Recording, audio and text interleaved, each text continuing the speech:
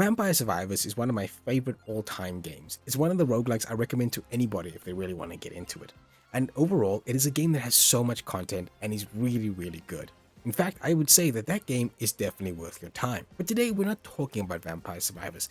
We're talking about its spin-off, Vampire Crawlers, a game that seems like it should never work, but just does. Anyway, I'm here to tell you if the game is actually worth your time. And if you like this video, please give it a like, subscribe to the channel if you want to see more videos like this, and comment down below on other games I should check out, and if this game is worth your time. Let's get into it. So, what is Vampire Crawlers? Well, Vampire Crawlers is a spin-off title of Vampire Survivors, but it's something completely different. It's a dungeon crawler, first-person card game roguelike. It sounds insane, but you would be surprised how well this game combines everything together in a really amazing game. Now, like I said, this is a spin-off of Vampire Survivors, and there's a lot that they take from this game. With characters, locations, items, and weapons that's in that game are all brought over here, and it's surprising how well they take that from one game and adapt it into this game. It's really, really good. So this game is a lot of stuff, but let's first start with the dungeon crawling part of it. Now, I don't have a lot of experience in this title or this dungeon crawling in general, but like it's actually pretty cool. You know, you get thrown into the dungeon. It's first person. There are walls, which is new for Vampire Survivors, and you walk around trying to get to the boss. You'll run into enemies, and even then you can also have other interactions, find cards, or even increasing your mana, sacrificing cards, opening chests. And when you beat a boss, you basically go into the next floor. From there, you try to make your way to the end of a run, and when you get to the end of the run, you usually run into the Reaper. That's standard stuff in here, and there's more standard stuff too. Fighting enemies and defeating them will give you gems. You use these gems to level up. When you level up, you're given a choice of cards that you can add to your deck, which could be a variety of things. And then from there, you can also find chests that can give you better rewards. Now, the card game side of it is the most interesting part.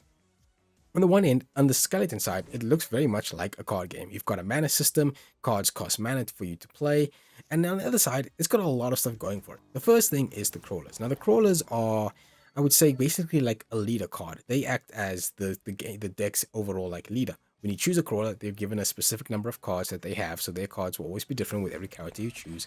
And then they also have an ability as well. So this ability that they have can be triggered by playing whatever color that crawler is associated with. And in this game, blue is like healing and armor, purple is mana, red is usually attack, and then gold is sort of like a special ability that a card can play. And then you basically try to have them always use their ability at certain points. Now, when you run into a duel or run into an enemy, you basically begin your duel. It's kind of like turn-based. You go, then they go. But unlike other games where you have a limited supply of your mana, you can do so many fun things. Now, the main thing is that this game's entire card system builds on this ascending order combo. That's basically the combo that you have to do. So you have cards that cost 0 mana, 1 mana, 2 mana, 3 mana, and if you play them in that order, the next card played will always be powered up. So 0 card, then a 1 card, then a 2 card. And that is the main thing about it. You want to always play in this combo and destroy the enemies in these rows before they can attack you. Destroy all the enemies in the row and you basically win that duel. But again, this is just Vampire Survivors. There's the craziness that can happen in here. It's how many cards you can put together. How many ways can you manipulate the system? How many the cards can you make it go insane? How far can this deck really go? And how crazy can you make a hand? If you're really good, you will have the enemy never even attack you at all. You'll not lose health at all. Now, just like I said, just like in the original Vampire Survivors, you defeat enemies, you get gems, you level up, you can choose extra cards that you get. Heck, you can even get them during the duel. So it's not like after the duel, you only get cards. It can happen at any point.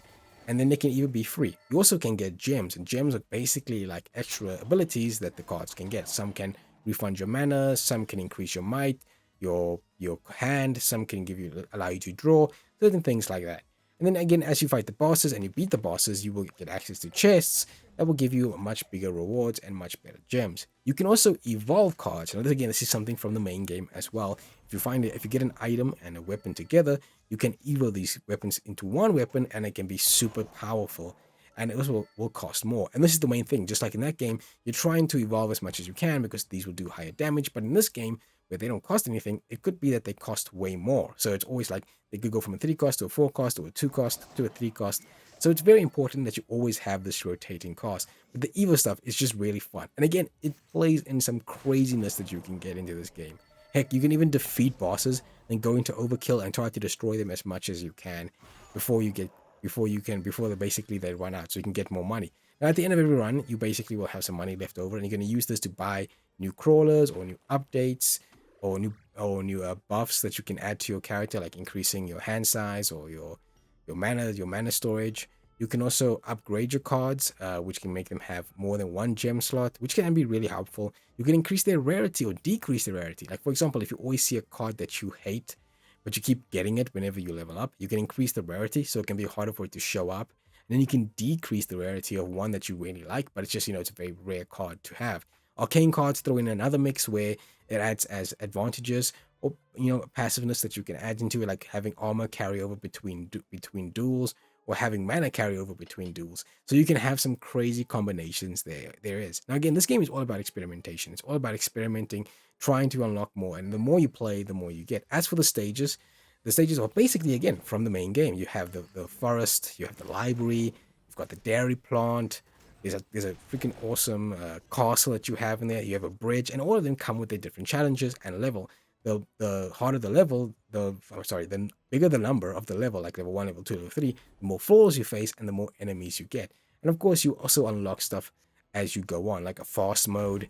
You unlock the Grimoire, so you can see what evolutions you can unlock, so forth and so forth. I haven't unlocked everything, so there's a lot. And again, this is Pinnacle Studios, and if it's anything like the main game, just like in this game, there is a lot of challenges, a lot of secrets, a lot of things that you just find when you're in a run and being like, whoa, I didn't know I could do that. Like, eventually it goes from being able to have one crawler to having 3 crawlers that you can have at once as leader cards. Heck, you can even find a 4th one if you're really lucky in your run.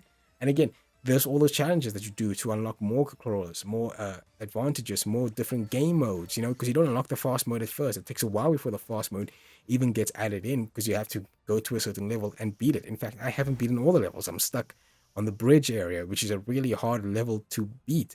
Again, I love this game. This game is so much fun, and it's also pretty cheap.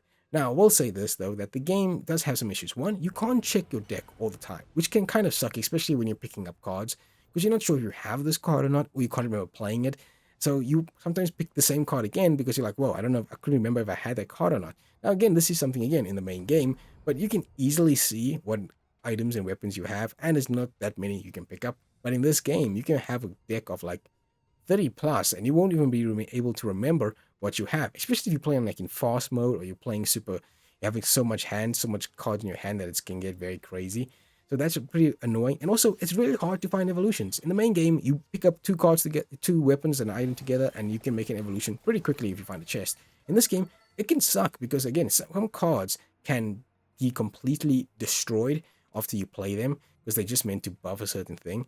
And because of that, you might never ever get the evolution. So you have to keep this freaking card until you find the evolution. And that can suck, because you're holding this card over and over again. I think that part needs to be fixed a little bit, or just tweaked, because you can sometimes never find the evolution, even when you unlock rerolls and skips and banishes. Sometimes you just don't find it until like the end of a run. Like, there's one point I just had this evolution the whole time, waiting for it to find it, couldn't find it until I got to literally the end of the run, found it, and it was totally pointless at that time. Overall, I love this game. It's so much fun. It's so addicting. It's a game that you think would never ever work, but it does work, and that's what's crazy. So, is this game, Vampire Crawlers, worth your time? Hell yes, it is definitely worth your time. It's very cheap, like I said. There's many hours here, and of course, if this is Pinnacle, they're going to add a lot of stuff to this game. Just like the original Vampire Survivors, there will probably be a lot of DLC, and there will probably be a lot of free content added to the game. I cannot wait to see some of the collabs they do and some of the craziness that they can add in there.